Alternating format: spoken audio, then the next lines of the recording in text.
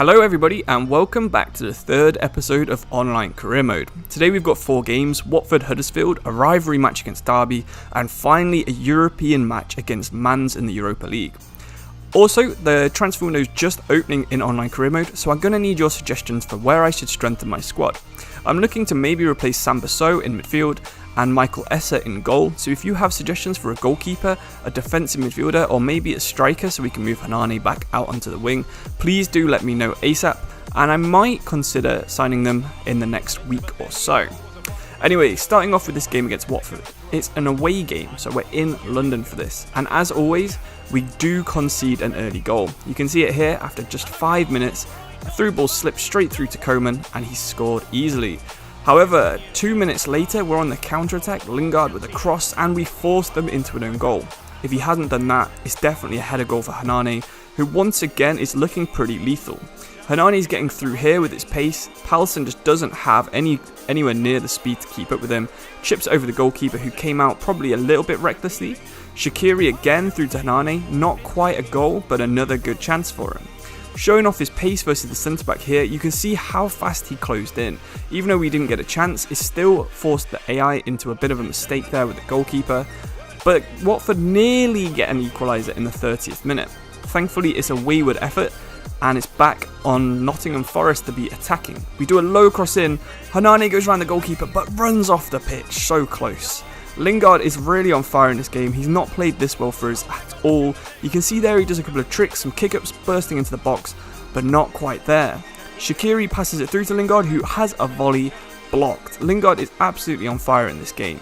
He's not played anywhere near this well for us, and even though we are getting quite a few lucky bounces, as you can see there, ending up with a Matty Cash chance, we do make it into half-time ahead. 2-1, and I think we probably deserve it based on the chances. Although Watford did miss that quite easy chance from about the same place Shaqiri just scored from, showing that Shaqiri is a lot more lethal than Coman, who I think is from Schalke in real life. Lingard here, once again, another good ball, and it's another Elia goal. A bit more flair on that than Hanane probably would have put on it, but you know, 5-star skills, you gotta do them. Hanane now getting through once again, making it 5-1 in the 81st minute. This is what tends to happen in the online career mode.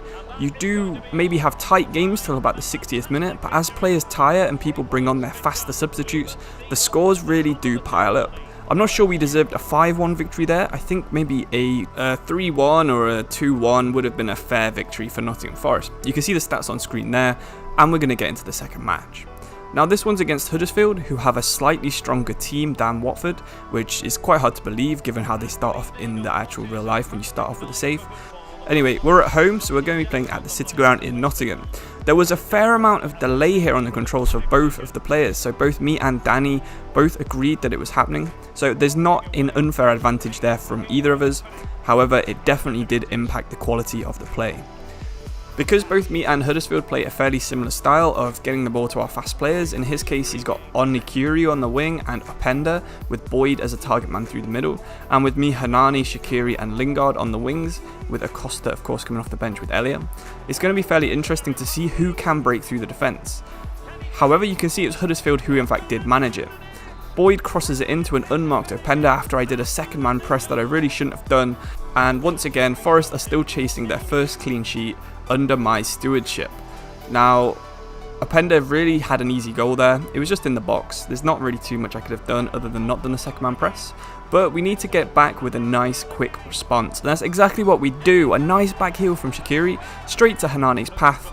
Easy goal for us. However, Openda straight away after half time, easy goal. Shaqiri, nice back heel again to Hanane, another easy goal. You can see where this is going. This is a very high scoring game, and there wasn't too much happening outside of the goals. So now it's 3-2 after 60 minutes. Here's Openda outrunning Fosu-Mensah, who he had accidentally picked in his squad as well, making it 3-3. But that's basically all there was that happened in the game. One late shot right there before the game ended. It ends 3-3. Unfortunately, delay hampered both of our styles of play. We couldn't really dribble with our faster players, but we still managed to get a point, which is fair enough. After the game, there was actually a bit of drama where Huddersfield had to replay some games because of Fosu-Mensah. Now unfortunately I've got to show you this game against Derby County, which I really wish I didn't have to include on this. I thought it was fair enough to have to include it though, just to show how bad I can be in some games. It's not really a spoiler, but we do lose pretty heavily in this one. Poor defending throughout. You can see there I missed 2 standing tackles. Here they do a drag back past 3 players. This one's probably the worst of the entire match. AI goalkeeper just does the worst pass, straight rebounded onto their foot, and it's another goal, 3-0. Before half time they get another chance. I bring the goalkeeper out because I'm getting a bit frustrated with him. They chip him, easy goal. But this is probably the most annoying one to concede. So they have Tomori, their centre back, out here. You can see he's got 56 crossing. Crosses it over to Kubo, who has 39 heading, who flicks it up to De Silva with 57 volleys and 60 finishing to finish us off 5-0. They have another chance right at the end, which, I'll be honest, the referee saved us from a 6-0 because that was always going in. But yeah, unfortunately, we've lost the East Midlands derby very heavily, and that was a game I was really looking forward to. However, you can't always go your way. We had a couple of bad errors from the goalkeeper, and then a couple of mistakes from myself, so maybe next time we'll have a better chance of getting a good result in this game. Now it's time for the lads to board the plane to Germany, because it's time for our Europa League game against Mainz. Now Mainz are doing pretty well in the Bundesliga. I believe they're in the top 7, which is how they qualified for this competition. Last season, I think Forest got into the finals or the semi-finals of the FA Cup, which is why we are in this competition ourselves. However, you can see they have one certain guy at the back who's going to be an absolute thorn throughout this. So they have Brzezinski, who's a fairly fast centre-back, but then next to him they have Jeremiah St. Just. Now, if you've been watching my games, you of course know I use quite a lot of Hernane's pace to get in behind people. St. Just is there for the first time in that clip, but just try and count how many times he tackles the ball. So you can see there, he blocks it with a Varane-like leg. Here, Hernane gets through but gets pressured and does a bad cross because of St. Just. This guy is an absolute monster. I want to do everything I can to try and sign him because I know Openda and Fosu Mensah are both good players, but they're just nowhere near as good as Jeremiah St. Just, which is quite unbelievable given that I've played against Sergio Ramos and found it easier to beat him than this 70-something rated player from Germany. Anyway, we can see we've got a consistent spell of pressure here, giving us some chance, but St. Just gets in the way before a nice volley there from Mainz, and they're starting to get some pressure of their own. They've got Bruma up front, who, even though Opara has 80-something pace, he's not catching up, but thankfully Essa does a nice save after Bruma decides to hit it early, probably intimidated by Opara's stomping feet behind him. However, no one was intimidated there, and Junior has a nice goal against us. Hernane against any other defender is getting through there, but of course it's that man St. Just. You can see here Hernane do a big kick to try and get it out in front of him, but St. Just, not only does he block it, he intercepts it and then rides Hernane's challenge. There, St. Just blocks the cross. Here Hernane's through against Brzezinski, and you can see this is what would normally happen. St. Just not in there. Hernane can easily get through, misses the chance. Probably our only chance to get an equaliser. You can see here, Hernane against St. Just does a bit of trickery. No, St. Just is there.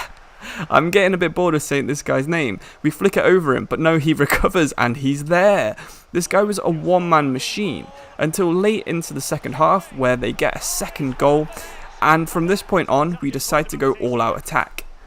Hernane and Elia once again trying to link up front, but Elia's pass is absolutely dreadful. We try and backheel it into Shaqiri, but unfortunately, that man, St. Just, is there. A nice flick from the striker, and a good rebound to Junior, and it's 3-0. Now, I don't want to give the impression that I was unfairly beaten in this one. He did have more shots than me, but I think St. Just blocked about half of my attempts, half of my attacks, just by himself. The rest was just me poorly attacking, and probably on another day it could have been a little bit more even. Once again, St. Just is there after I try to sprint past him with Hernane, and you can see how this just opens up my team. All of a sudden they're on the attack. Thankfully Joe Bryan gets there in front of Alessandrini, who had just held off Opara and Fosu Mensah. You'll never guess who wins the long ball forward. Yep, St. Just, but thankfully it goes to Shaqiri. For a change, a defensive midfielder wins it. Opara gets absolutely turned. Essa does a slide tackle and it's in off the post. 4-0. I'm not sure this is what I'd consider a super fair result. However, there's chance for one last goal here. Felipe Anderson, the West Ham wonder boy from a couple of seasons ago, unfortunately misses a one-on-one. He could have done anything. He could have chipped the goalkeeper, gone round him. Thankfully, he chose a finesse and it didn't quite make it in. But 4-0. I'd say probably a 2-0, maybe a 1-0 would have been a fair result there.